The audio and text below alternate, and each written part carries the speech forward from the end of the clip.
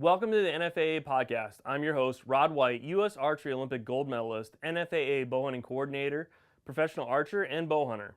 Whether you're a target archer, bow hunter, or recreational archer, we would love for you to join our archery family by signing up today at www.nfaausa.com. Membership benefits include bow hunter liability insurance, qualification to attend national tournaments, certified instructor programs, and a full year subscription to our official NFAA archery magazine. Now, on to the show.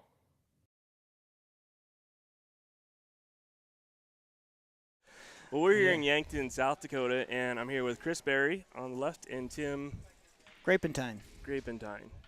So, Tim and I don't really know each other that well.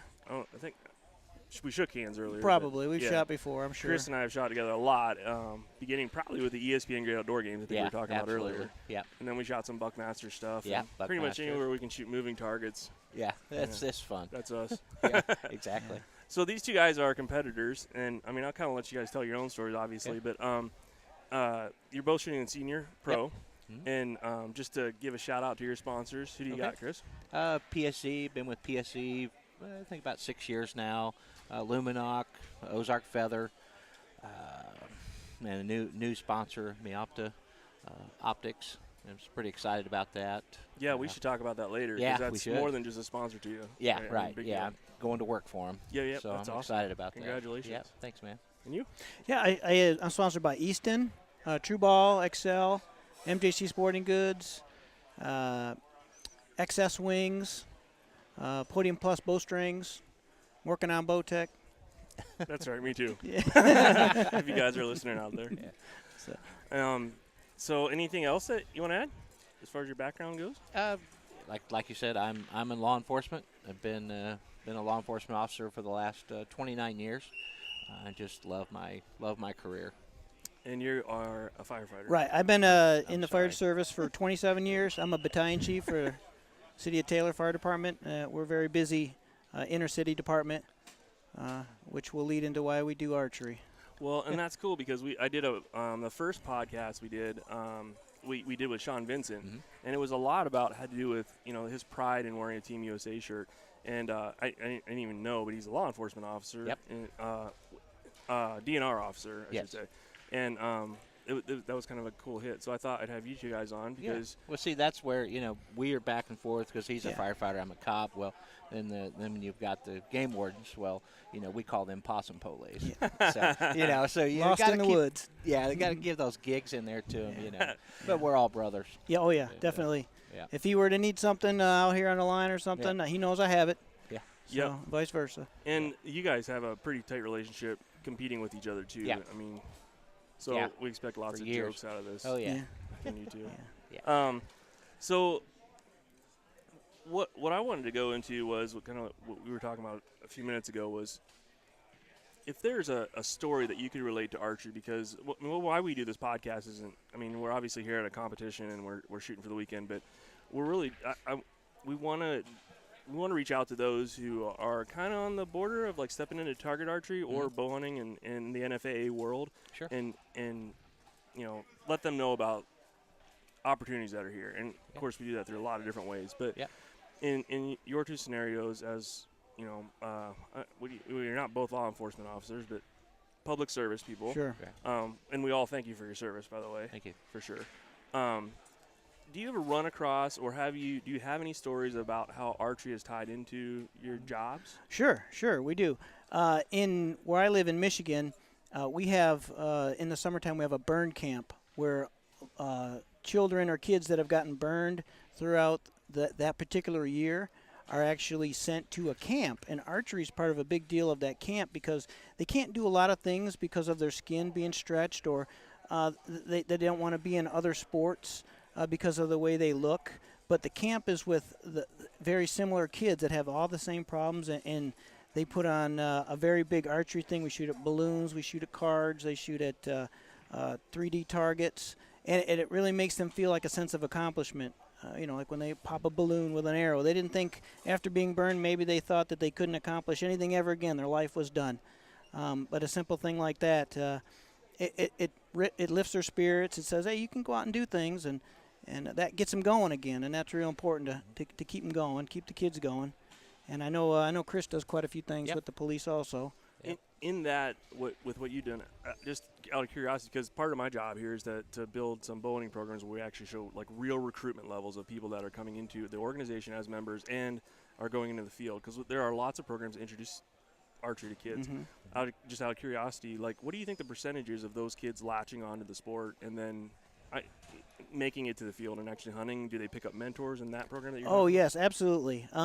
Unfortunately, the number of kids that are burnt are probably way more than we would want. We would like 1 or 2 to be at the camp, but there's actually hundreds. And the ones that latch onto it are quite a few, either target or hunting with their parents or their relatives. It really opens their eyes to something that they can do because there's so many different style of releases.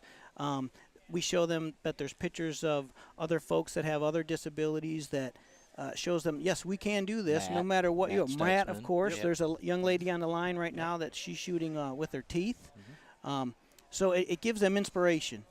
And I would have to say that quite a few latch onto that and keep going. That's awesome. And probably the difference, I would imagine, that you're making in some of those lives that even don't have to be pretty big. Sure. For a lot of reasons.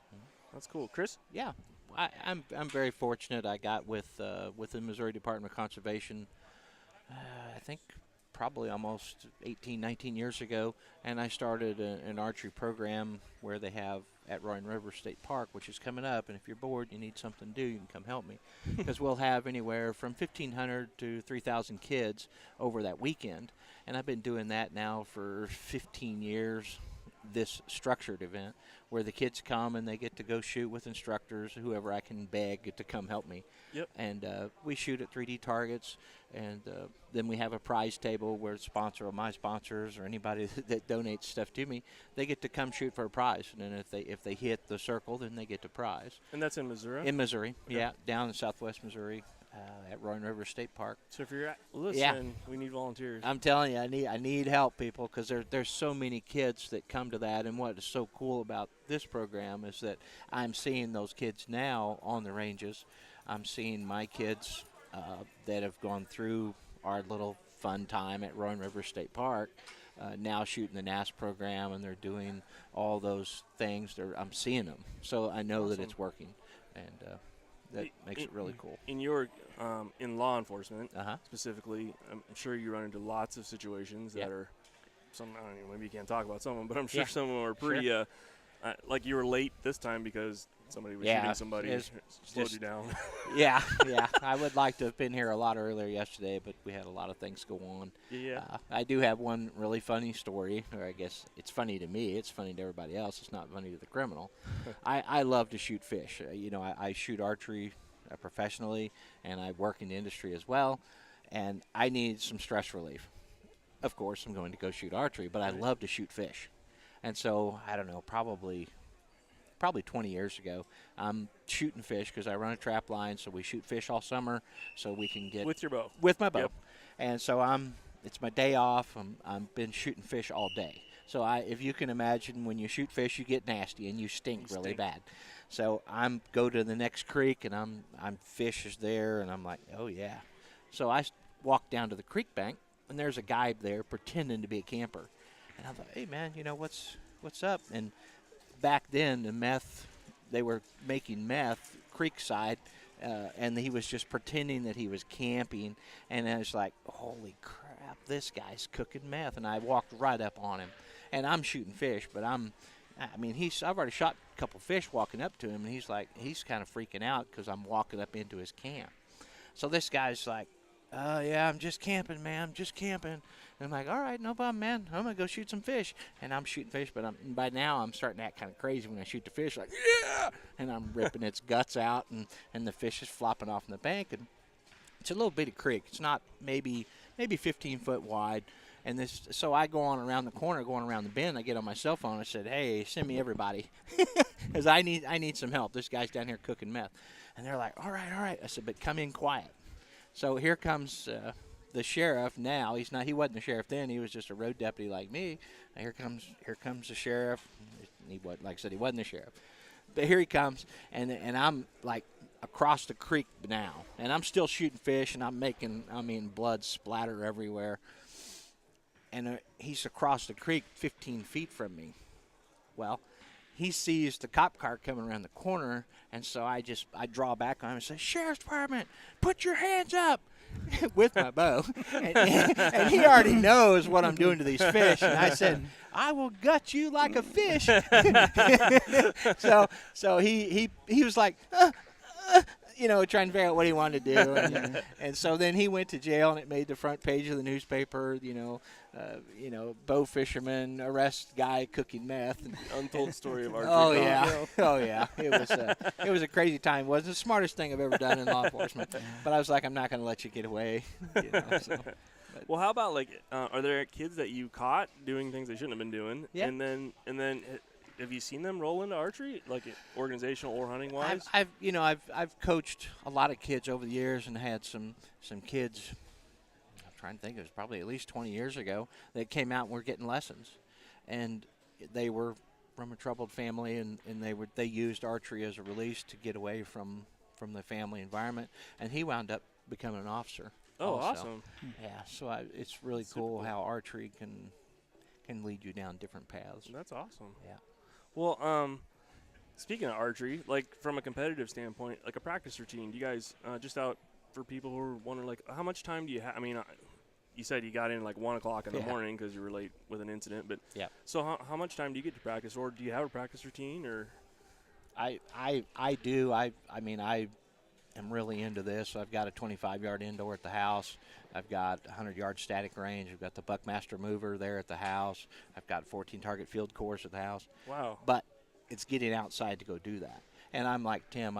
We were talking earlier. I try to shoot almost every day, but I have a desk calendar that I have to write because I don't just shoot one deal. I mean, we start Buckmaster practice next month. Yep. I have it write it on my calendar. This is what I do this day. This is what I do this day. This is what I do this day. Because if I don't, then I show up not prepared.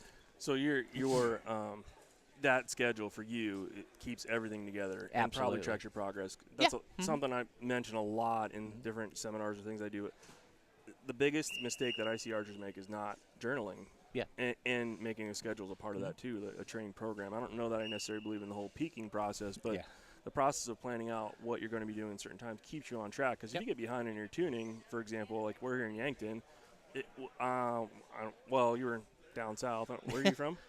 Michigan. Michigan. So you were probably sitting in snow. I mean, yesterday it was, before I got here, it was snowing, or 2 days ago, snowing like crazy. To get sight marks was impossible. Right. So if you don't plan that out, you're right. not in a good spot. Yeah. How about you? I'm actually really fortunate. I work 9 days a month. They're 24-hour days. So I have quite a bit of time to practice that I do actually designate to practice, which is virtually, if I'm not at work, I'm at home practicing.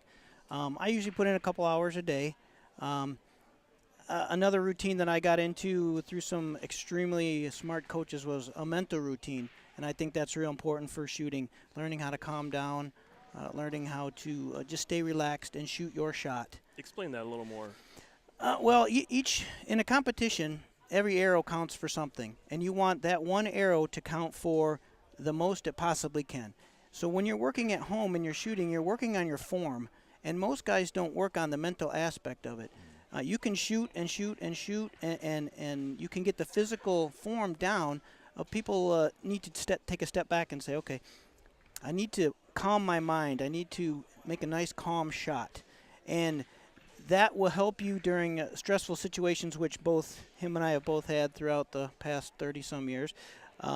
When you learn how to de-stress yourself instantly, it'll make for a better shot. You won't lose by, my last shot was it could have been this, but it was this. Or you learn to de-stress, take a step back, relax, and make every shot count. Mm-hmm. That's your goal. So is that specifically a distraction that you try to do through a shot-by-shot? Like, I use a lot of mental imagery. Yeah. So is it a mental imagery process that you're using? Or for myself, I do a lot of talking to myself. I mean, I talk to myself basically the whole time. Yeah, I think that's a firefighter thing, though. It is. It is. It is. Yeah, it definitely is. Yeah. but when you are talking to yourself, you're not distracting yourself from the actual outcome, because the outcome is secondary. The shot is actually what you should really be concentrating on. How your level of focus is, concentrating on that center, being as smooth as you can, being as steady as you can. And the way you do that is through relaxation and talking to myself and maybe some different music every now and then at a very stressful tournament tends to help. But how you conduct yourself on that day, I try to do everything slow. I don't run. I relax. When I go get my arrows, I walk nice and slow. It helps maintain a real nice, slow, calm, steady rhythm. And I think that is very helpful for myself. And then when I do get up there and that shot really matters, it only matters at the end. If you're telling yourself throughout the game that it's just another shot and you're going to make that perfect shot again, like you did the last one, you don't put any extra emphasis on a particular shot, because then you will blow it. And if you just make every shot the same, calm and steady, it'll help you through the entire routine. Agree. And you'll get there. And you let the numbers come up where they come up. Well, you have tons of time to shoot. I do. Chris is. We both have full-time jobs too. Yeah. So you have something that I know you've done a couple announcements here lately, but something that this is who knows when this will be released. Yeah. You know. Sure. But you now represent an optics company. Yes. I was with another optics company for 18 years, and that relationship came to an end, and I was trying to find another optics company to go to work for because I love working in the industry.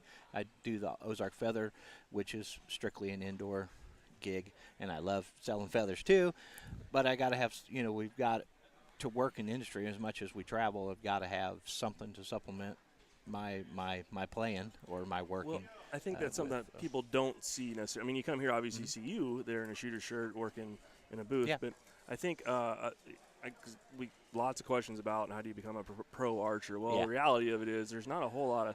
I mean, Tim Gillingham's one of the best shooters that I know of, and has accolades out the yin yang, and he's over there working in a gold tip booth. Absolutely. He brings that to every event. I think this is about the only tournament that I don't have to work, and that's why I like this tournament. I've won here several times over the years, and I come here and I don't have to work. So it makes it really nice, because normally I have to work. Either it's, it was selling optics or selling feathers or whatever I was doing at the time, So not to crush anybody's dreams out there, but there's not a whole lot of us that make strict living off archery. Yeah. That's a rough go, especially now it seems like, and it's interesting to think. I mean, I haven't really put a whole lot of thought into it, but the senior pro division, you guys, I mean, kind of like us, there's always new shooters coming up from the bottom. We always have our core group of guys who are always in the top 20%. But that's got to be ultra frustrating for you, because those kids, it's not like we have kids that are like 17, 18 coming out of the youth group, and they're shooting pretty dang well, but they usually don't have their mental game and everything together. Sure. Dude, you're getting some of the best that we have every year. Every year somebody else is progressing, so that's got to be pretty absolutely. The senior pro division, the men are truly seasoned. They're most of them are extremely calm, and they're very. What I've noticed when I switch into the senior pro division is they're all so nice. Everybody is friendly, and we talk with each other quite a bit. Not that the pro division was, but the pro division is so big that you really don't know everybody. In the senior pro division, it's quite a bit smaller, but we know everybody. When we go to different tournaments, we shake hands with everybody. Hey, how you doing? How's your family? That kind of thing. And they're much more seasoned. Right. That you can tell that you got to look at all the championships that we're bringing in there. Every one of us have won at the pro level. Usually, by the time we get to senior pro, we've obviously won or podiumed or, placed really high throughout our whole career. Or we wouldn't even, I probably wouldn't even think about bothering to do it. But I love shooting. I love the competition. Yes. Yep. Well, and the cool thing about the senior pro too at that level, age-wise, I talk about archery family a lot and a lot of things, and man, you guys, because you really have the core group of people who really have their heart into archery. Yep. I mean, D. Wild's out there shooting. D. Wild's been around for a while and has been. I mean, dude, he crushed things as a pro, and his sons are out here shooting and winning, and there's a lot of people, and that is one of the coolest divisions for me to watch, because that represents all my heroes are there right now. They're not that far above me. Unfortunately, I'm catching up. But it's cool to watch. That's an interesting division if you want to gain a wealth of knowledge and you come to a shoot. If you have questions, I think a lot of people head straight to the pros, and the regular age pros. Alex Wiffler's jacking with us right now. And then but when you get to the senior pros, those are guys they have done everything that you could possibly do as far as tuning methods, the bows, tuning your arrows, whatever question you have. There's another 10 years of experience of people that were done shooting everything. at the level. Right, exactly. Cut our thumbs off. Sure. I mean, that's where a bow blew up. Tried to cut my thumb off one time, you know. I think you're absolutely right. If you want really good, solid knowledge for a kid or somebody coming in, ask a senior pro, because most of the time they're happy. They'll come and talk to you, and they'll tell you, the honest truth, that they're here because they love to shoot. Yep. That's exactly why. Yeah, I would say most of them at this point in their career, they're not making a living doing this. So they're more than happy to share that, and it's happy to. It's cool. Yep. So, last question for each of you. What's one tip that you would give if you had one tip to, like, one little thing to tell somebody to focus on in their competitive career if they're coming out to shoot, whether it's field archery, competitive archery? What would it be? My tip for someone is to get with one of the mental coaches, like Lanny Basham. Those guys helped me early in my career, and you think, well, I don't really want to spend that much money. Well, we spend $1,500 on bow now. Mm-hmm. Right. You could spend $500 on every book they've got, and that's going to help you more than anything you can imagine, because we've got to have that mental aspect to our archery, or we are just out here flipping arrows. Yep. And I want, just like Tim was talking, everyone matters. Yep. And I put that, I even write it on my arrows. Every arrow matters. Cool. Tim? Yeah, I would definitely echo that. I think the mental aspect is huge. And I guess I would let kids know that when you're practicing, try to practice with a purpose. You're not just out there flinging arrows to see where they land. Try to get into how they flew that way and why they got there. And learn how to tune your bow correctly. Learn how to make a really good shot. Because if you can make one really good shot, you can string a whole bunch of them together and make a whole bunch of really good shots. Yep. And then, like I said, I can't echo enough the mental aspect of it. And that would definitely help out kids. Cool. If people want to find you, Chris, where can they find you, like Facebook or Facebook. website? I got 5,000 all the time. People fall off, people come back. I'm usually right around 5,000. I'm easy Just to find. So you have a friend page. It's friend page. Chris Berry. Yep. Do you have an athlete page or no? I business don't. page? It's just Ozark Feather. Okay. Yeah, and then Me Opta Optics. Also, you can catch up with me there. Also, that's a new thing for me as well. And how do you spell that? MEPTA. Awesome. Opta. Okay. Yeah. You? I'm just on Facebook. I don't really do a whole lot of the. I'm not a millennial. I don't know the computer stuff. My kids help me out with Facebook, so I'm on Facebook, and I'm more than willing to answer any questions or help anybody out whenever I get a chance. Any kind of opportunity to try to help a kid or something. I try to always do the pro-ams. I try to really be friendly with all the kids and get them going on their way, and just pretty much Facebook. So if you're a newbie or a rookie or a seasoned person and you're coming to shoots for your first time and you've got lots of questions, check out Chris, check out Tim. Usually probably at all the NFAA events, major events anyways. Yep. And if you're not doing anything in Southwest Missouri sometime around. Yeah. Mid-May, just let me know. Thanks a lot, guys. Thank you. All right, thank you.